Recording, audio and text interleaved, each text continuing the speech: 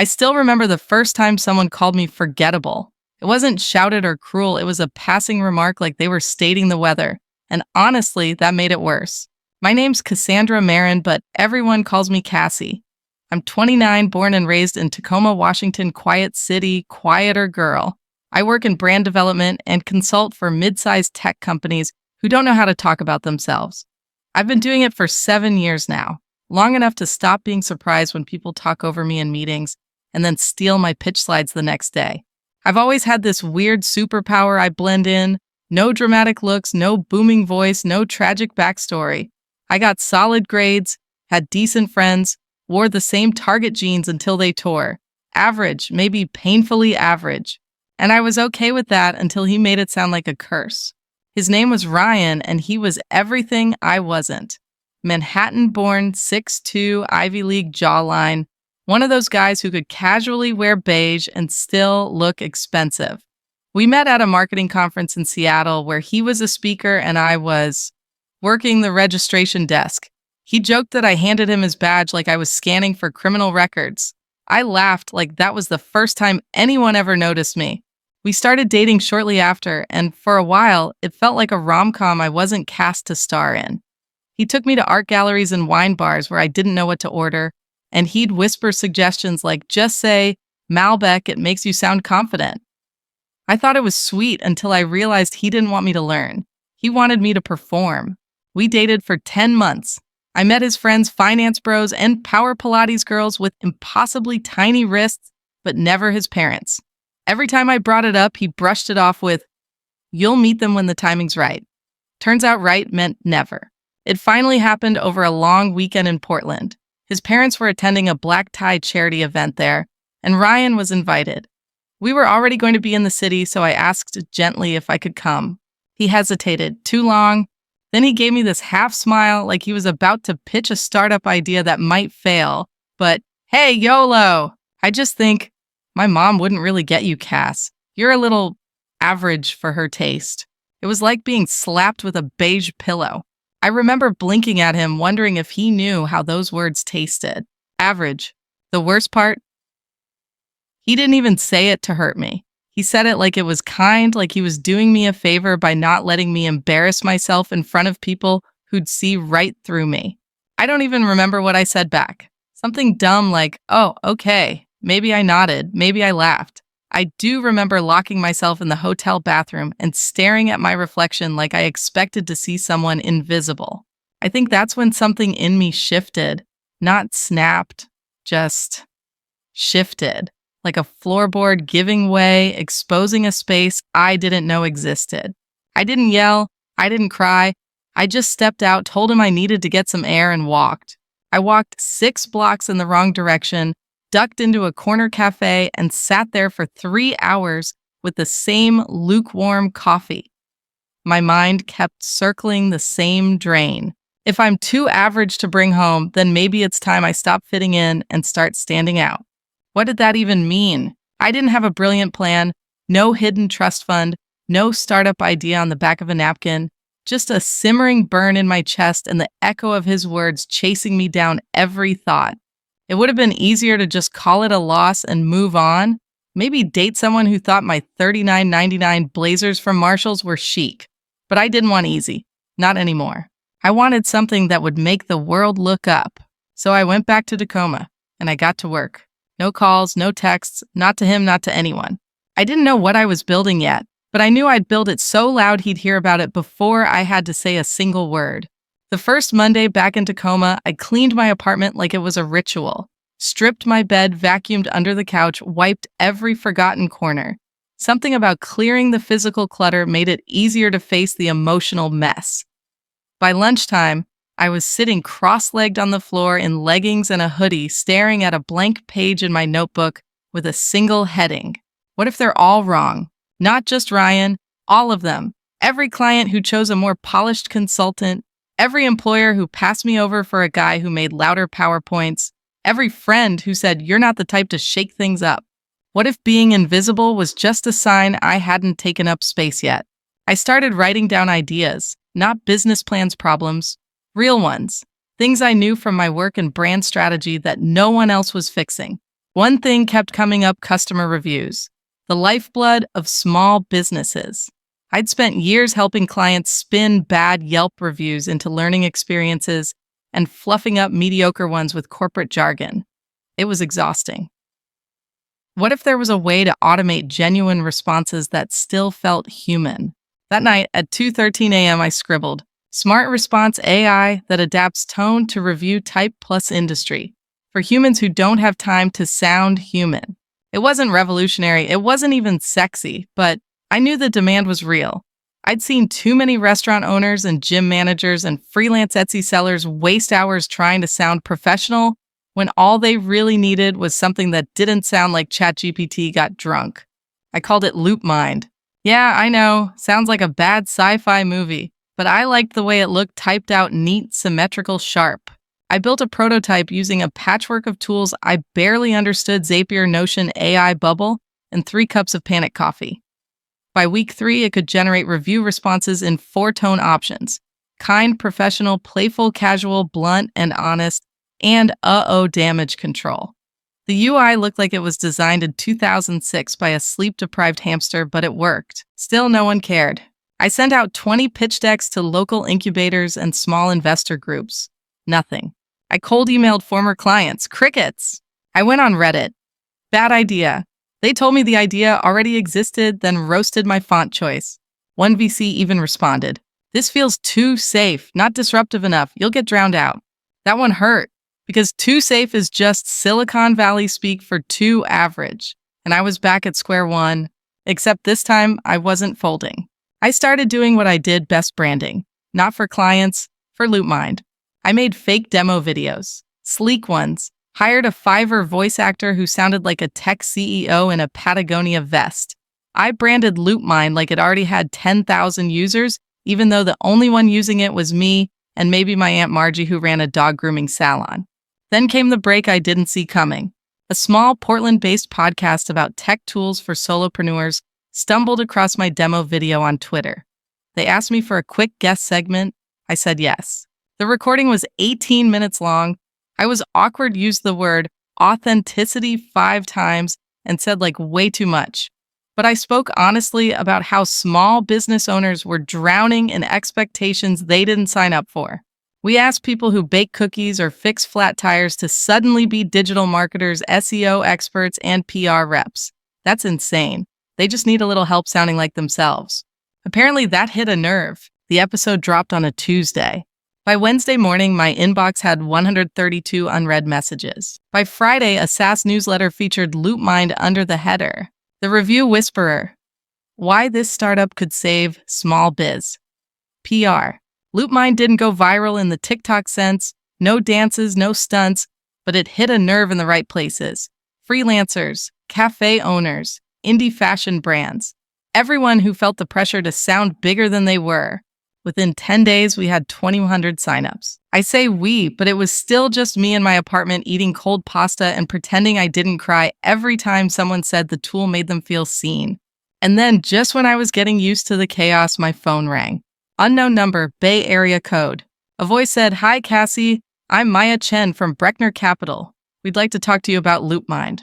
I sat on the floor for a full minute after hanging up, just breathing, letting it land. The girl too average to bring home had just been offered a second meeting with a firm that helped launch Duolingo, and I wasn't even wearing pants. I wore my nicest shirt to the Zoom call, which was still from the clearance rack at Nordstrom Rack, but I ironed it for the first time since college and lit a candle so the lighting would look intentional. My laptop was stacked on 3 cookbooks to avoid that horrible chin angle, and I told myself out loud like a lunatic, "You are not average. You are just pre-IPO humble." Maya Chen from Breckner Capital didn't care what I looked like. She was all sharp words and sharper cheekbones, the kind of woman who probably scheduled her dreams in time blocks. She asked smart questions, fast ones. I kept up, but barely. Then she said, "We're considering a seed investment. 12 million with structured milestones. You'd retain majority equity, but we'll want a board seat and a real CTO. $12 million. I wanted to scream or cry or hug someone, but all I managed was, "Sure, that sounds manageable." I got off that call and lay face down on the rug, arms out like I'd been tasered. My cat walked over me like I was scenery, but I didn't care because it was happening. All of it. The thing I didn't even know I wanted until someone tried to shrink me. The next few weeks blurred. Legal meetings, cap table headaches. I found a brilliant CTO named Juliana who built tools for eBay in the early days and hated corporate fluff. She loved LoopMind's mission and hated fancy investor buzzwords. We were a dream team of introverts with something to prove. I didn't post anything on Instagram, didn't tweet about the deal. I wanted to build, not brag. But the universe, it has a sense of humor. Because just as I was drafting the onboarding flow for LoopMind's enterprise clients, I got a DM from Ryan. Ryan, the man who once looked at me like I was background noise, like I was a placeholder until someone shinier came along. Hey Cass, been a while. Just saw something about LoopMind on LinkedIn. Wow, you've been killing it, huh? Crazy. We should catch up sometime. A smiley face, the digital equivalent of tossing a rock at my window like we were still 17. I didn't respond. Instead, I screenshotted it and sent it to Juliana, who replied with 3 words. Burn, his soul. I laughed harder than I had in weeks. But deep down, it wasn't anger I felt. It was a strange, low ache. A version of myself, barefaced, unsure, holding back in someone else's spotlight, still wanted closure. Not revenge, closure. A week later, I got an invitation to a charity gala in Seattle, hosted by an investor I'd recently closed a deal with. It was black tie, fancy venue, one of those events where people pretend not to care who's wearing what, but totally do. I almost skipped it until I saw the guest list. Ryan's family was one of the legacy sponsors. Oh, universe, you petty queen. I didn't want to go as some cliche of revenge glamour. This wasn't about looking hot and making him sweat. No, I wanted to go as myself. The version of me that no longer needed a seat at someone else's table. So I called in a favor. My old client Mila ran a sustainable fashion label out of Portland and owed me for saving her brand's reputation after a shipping disaster. I asked if she had anything simple but elegant. She overnighted a floor-length black dress with a subtle slit and a neckline that whispered power, not desperation. Hair slicked back, no earrings. Red lipstick, not loud, but sharp. I walked into the gala alone, head high, breath steady. And within 5 minutes, I saw him, Ryan. He was at the bar wearing the same smug expression he always had when he was trying to impress someone older than him. His mother stood nearby in pearls the size of jawbreakers, sipping wine like it was beneath her. I didn't approach, I didn't wave, I just existed, confidently. The whisper started when the event MC introduced me. Tonight, we're honored to welcome Cassie Marin, founder of LoopMind, the rising startup, changing how small businesses engage with their communities. We're thrilled to have her here as one of our Spotlight guests. Spotlight. The moment the light hit me, I could feel it, their eyes. Ryan's, his mother's. The tension behind the champagne flutes. I didn't turn to look. I didn't need to. I was no longer the girl in the background. I was the headline. I didn't linger in the spotlight, just smiled, nodded, accepted the polite applause like I belonged there, and I did. Then I melted into the crowd, heading toward the hors d'oeuvres like any other guest. Nothing about me screamed revenge, but the air around me, it practically buzzed. A few minutes later, I heard it. Cassie. I turned slowly, not dramatically, just enough to let the moment stretch. There he was. Ryan. His voice was a little higher than I remembered, his suit a little tighter. Or maybe that was just the pressure. He looked like a man who'd run into a ghost and was trying to act casual about it. Wow, he breathed. You look amazing. I offered a polite smile. Thanks. Mila's design. Local, sustainable. You know how I am. He nodded too fast. His drink sloshed. I didn't realize you were the Cassie Marin, like LoopMind Cassie. I tilted my head as if the name barely rang a bell. It's still just me. I just help people sound like themselves online. Nothing wild. He let out a low whistle. $12 million in seed funding isn't exactly nothing. So he had read the news. I could have grilled him, humiliated him, called him out right then and there. But I didn't. Because that would have meant I still needed his validation. And I didn't. His mother appeared beside him like a well-timed specter. Perfect posture, cold perfume eyes, sharp enough to cut through glass. She looked me up and down with that same expression she once wore in photos on his social media, the kind of look reserved for debutantes and daughters-in-law, the kind I was never supposed to receive. Cassandra was it, she said smoothly. I think I've heard your name somewhere. I kept my voice gentle, sweet even. You might have read the piece in Modern Ventures or the Seattle Business Journal interview. It was about women founders who were once called too average. Her smile tightened. Ah, yes, that must be it. We stood in silence for a moment.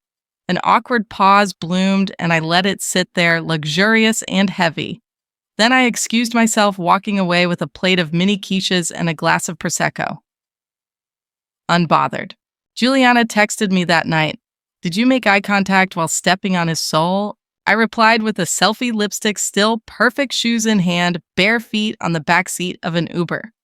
Didn't need to. Gravity handled it. The next day, the photos hit LinkedIn. Me in black satin half smile in a sea of suits. The caption, proud to represent founders who refuse to be invisible. It got 18,000 likes. By the end of the week, LoopMind had inquiries from Shopify, Etsy, and a boutique hotel chain in Europe. But then something strange happened. Ryan emailed me. Not a DM, a full email. The kind that starts with, I know this is out of the blue, but it was long, too long. He said he'd been thinking that seeing me own the room made him realize how wrong he was, how much pressure he'd always been under from his parents, and how he projected that onto me. He said he regretted letting me go, that he missed me. And then the kicker, I'd love to grab coffee if you're open to it. No pressure, just two people reconnecting. Two people reconnecting, as if I'd just been offline for a while. I stared at that email for a full hour, not because I was tempted, but because I wasn't, at all. There was a time not long ago when I'd have clung to a message like that, replayed it, daydreamed about what I'd wear. Now, it felt like a message from someone who used to live in my apartment and forgot to update their forwarding address. Still, I replied, thanks for the message, Ryan. I'm truly glad you're doing some reflecting. I wish you well. But I've moved on not just from us, but from needing the version of me who needed you. All the best, Cassie. I didn't hit send right away. I read it twice, made sure there was no malice, no heat, just closure.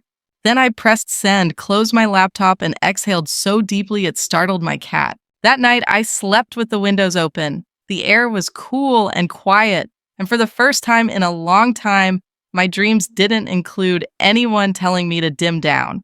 I had made it.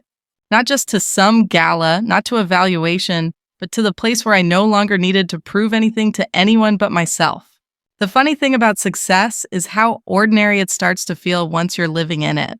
3 weeks after the gala, I found myself in the back corner of a co-working space in Seattle, sipping stale coffee from a paper cup and answering onboarding questions from a small florist chain in Ohio. My inbox had become a never-ending carousel of user feedback, partnership requests, and a surprising number of messages that started with, I didn't think this would work, but LoopMind was no longer a baby idea crawling around in demo diapers. It was walking, talking, demanding a marketing team, a better backend, and a real HR policy. I hired people, smart, kind, quietly brilliant people. Some of them reminded me of who I used to be. Overlooked, under-mentored, underestimated. I hired them anyway, or maybe because Juliana and I met every Monday morning over bagels and Google Docs. We still laughed too hard at user-submitted reviews like the one from a dog groomer who used the blunt and honest tone to respond to a customer accusing her of sassing a golden retriever. Dear Karen, I assure you, your dog started it. We added it to the wall of fame. But as much as I loved the rhythm of this new life, there was one final piece still humming in the background. My old boss, Sherry. If Ryan was the embodiment of silent underestimation, Sherry was the loud version. She used to say things like, Cassie, I know you're more of a behind-the-scenes type, or let's have Daniel present, he's just got more presence. She laid me off 2 years ago during a strategic pivot, and I left with 2 weeks severance and a deeply bruised sense of worth. Now Sherry had started commenting on my posts. Little things. So proud of you, Cassie. Amazing journey. Would love to reconnect sometime. Reconnecting. The modern euphemism for now that you're somebody. I ignored the comments until one day she messaged me directly, not about coffee or nostalgia. She wanted to partner. Her new consultancy was struggling to build a scalable reputation management arm. She thought LoopMind might integrate well. She even tossed around words like merger synergy and strategic equity. The audacity was almost admirable. I didn't reply for a while, not because I didn't know what to say, but because I wanted to say it at the right time. Not as a middle finger, but as a mirror. And then as fate would have it, that time came. I was invited to speak at a digital strategy conference in San Francisco. Topic: narrative equity, why some voices are overlooked until they aren't. Sherry's firm was one of the minor sponsors. I prepared carefully, not with numbers and growth charts, with stories, screenshots of ignored emails, examples of users like Maria, a single mom running a bookstore who used LoopMind to triple her engagement because she sounded like someone people wanted to root for. In the middle of the talk, I paused and said, "You know what's wild? I used to be told I didn't belong on the front lines of any campaign, that I didn't have the energy or the look or the voice. Turns out I didn't need their microphone. I just needed to build my own stage." The room exhaled. Sherry sat 3 rows back. I didn't acknowledge her. I didn't need to. She wasn't the villain anymore. She was just part of the audience. After the panel, she approached me, smiled tightly.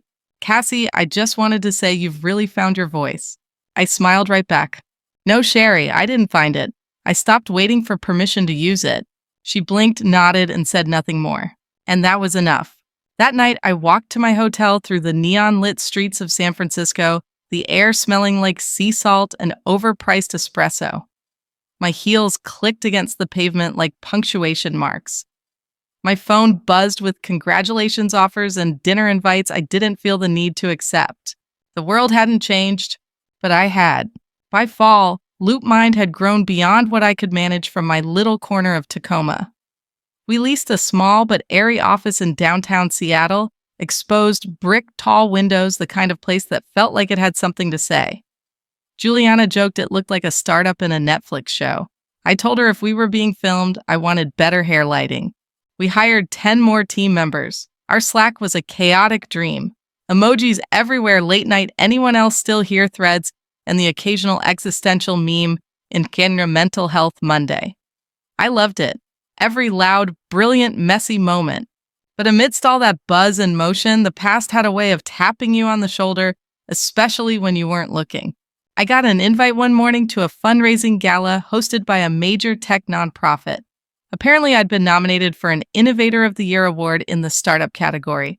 I almost deleted the email thinking it was a mailing list ad until I saw the fine print. Formal attire required, special guests, angel investors, legacy tech families, notable founders. One name stood out like a typo in bold: Ellen Whitmore, Ryan's mother.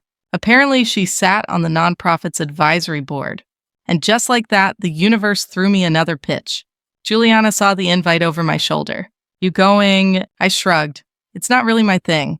Fancy rooms, stale speeches, people pretending they care about change. She didn't blink. "Cass, you are the change." I hate it when she's right. So I went. Not because I had something to prove, but because I wanted to witness the moment where nothing needed proving anymore. I wore navy blue this time. Structured clean lines, hair down soft waves, minimal jewelry. I didn't want to dazzle, I wanted to ground. I wanted to walk in and have people wonder where they had seen me before, even if they couldn't place it. The gala was in a ballroom overlooking the Puget Sound. Glass chandeliers, waiters in gloves, the kind of place where even the hors d'oeuvres have resumes. I scanned the crowd, and sure enough, found Ellen near the stage, graceful in a pale silver gown, holding court with other wealthy patrons. I didn't approach her. Again, that wasn't the point. The point was when my name got called. This year's Startup Innovator Award goes to someone who transformed the way we communicate in the digital age, not through noise, but by listening. Cassandra Marin, founder of LoopMind. Applause. I rose, took the steps, slowly accepted the small glass sculpture they handed me. I turned to the audience, noticing for the first time how many of them looked like people who'd once ignored resumes like mine. "Thank you," I began. "This award means a lot, but not because it proves something to me. I already know who I am. I've always known. But sometimes the world needs time to catch up to the quiet ones, the ones you call average until they become inevitable.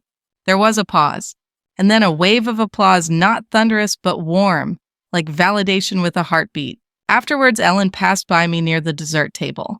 She paused, adjusted her clutch, and said with a strange flicker of humility, "You've made quite a name for yourself, Cassandra."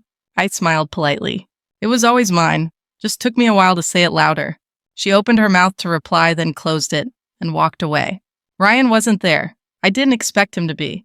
But the ghost of that moment of being told I was too average to bring home stood right there beside the chocolate mousse. I didn't shoo it away. I nodded to it like you would an old teacher you'd finally outgrown. Because some wounds don't heal by forgetting.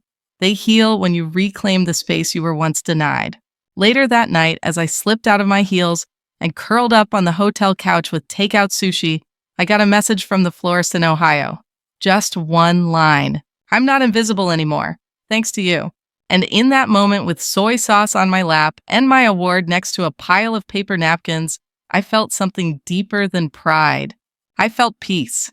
It had been months since I'd last heard from Ryan. After my final email, the one where I gently closed the door without slamming it, I figured that chapter had ended, sealed, archived in the drawer labeled lessons. But life doesn't always respect your filing system. I was heading out of our LoopMind office late one Thursday when I saw him, standing by the elevator. Ryan. He wasn't dressed in his usual showroom polish, no blazer, just a navy sweater and jeans, and a strange kind of stillness in his eyes, like someone walking into a memory and not sure where to put his hands. I froze. "Hey," he said softly. I wanted to say, "What are you doing here?" but I didn't. I just raised my eyebrows and waited. "I heard about the award," he continued, "and I know I shouldn't have come, but I guess I wanted to say it to your face." I was wrong. The hallway was quiet, the kind of quiet where the hum of the vending machine sounds dramatic. I didn't say anything. He kept going. "I didn't see you back then. Not really. I thought I was protecting you, or maybe myself. But the truth is, I just didn't have the courage to be with someone I couldn't control." That startled me. The honesty, the choice of words. I saw it in his face he'd practiced this, probably rewrote it 100 times in his head. "I know you don't owe me anything, and I don't expect anything.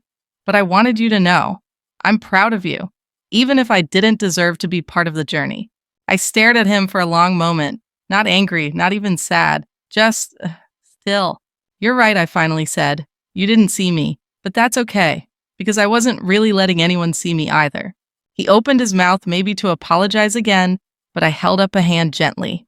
"Ryan, I don't hate you. I'm not here to punish you. I've changed. I grew into someone who doesn't shrink to fit anyone's table."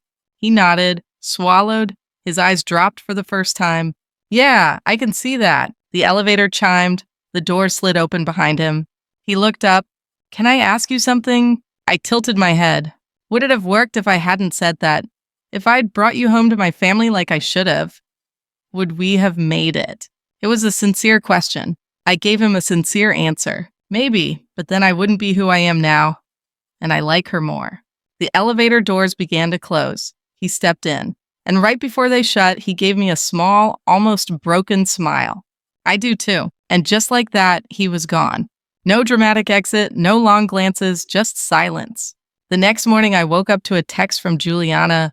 "Our growth metrics from the florist campaign just doubled. Again, you did something." I smiled and typed back, "Maybe I let something go." Because the truth is, success doesn't always come from proving people wrong. Sometimes it comes from no longer needing to. From waking up and realizing you no longer carry that ache in your chest. From knowing that your worth isn't conditional, negotiable, or tied to how someone else once failed to see you. That afternoon, I went back to my childhood neighborhood in Tacoma, parked outside the small house with the blue shutters where I used to dream from a twin bed with pilled sheets. I sat in the car for 20 minutes just watching the windows, not looking for ghosts, just honoring the girl who once sat behind them and wondered if she'd ever be enough. I whispered, "We're okay now," into the quiet. Then I drove away. It's strange how the loudest chapters of your life eventually soften into background noise. There was a time I thought I'd never forget the sting of being called average, that it would haunt me echo in every meeting room, every date, every glance in the mirror. But now it's just part of the preface, something you reference in passing, not because it defines the story, but because it shaped the arc. LoopMind continued to grow.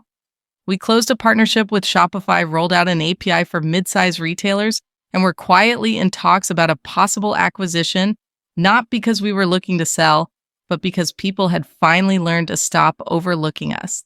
But more importantly, I was no longer sprinting to prove anything. I started taking weekends off. I bought an espresso machine that was definitely overpriced and learned how to steam oat milk without screaming.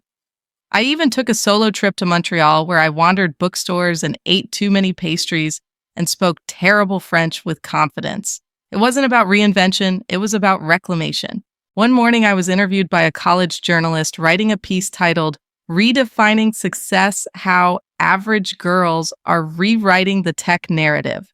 She was 20, nervous and eager with a cracked phone screen and a notepad full of pre-written questions. If you could go back to that moment, she asked, when he said you were too average, what would you say to yourself? I paused. Not for drama, but because I actually had to think. The wound had closed and the scar no longer itched. I'd say good. She blinked. Good. I nodded. Yeah, because average made me invisible, and being invisible taught me how to see people others ignore. That's why I built LoopMind. That's why I'm here. Sometimes the things meant to bury us just end up planting us. She smiled, wrote that down word for word. I let her. We said our goodbyes, and I sat there a while after she left, just me and my coffee and the quiet satisfaction of not needing applause. A few months later, on a rare, rainy afternoon in Seattle, I was walking home from a meeting when I passed by a small bookstore near Pioneer Square. A sign in the window read, "You are not too quiet. You are not too average. You are not too late." I stopped, smiled, took a photo, sent it to Juliana. She replied, "So, we putting that on the homepage or what? Maybe. Or maybe I'll keep it just for me. Because here's what I've learned. Success isn't the number. It's not the gala. It's not the headline or the glass trophy or the angel investment or the LinkedIn post that gets 18,000 likes. Success is when you finally stop asking people to see you and start seeing yourself. So if someone ever tells you that you're too average, don't scream, don't beg, don't break. Just smile and build. They'll catch up eventually, or they won't. Either way, you win.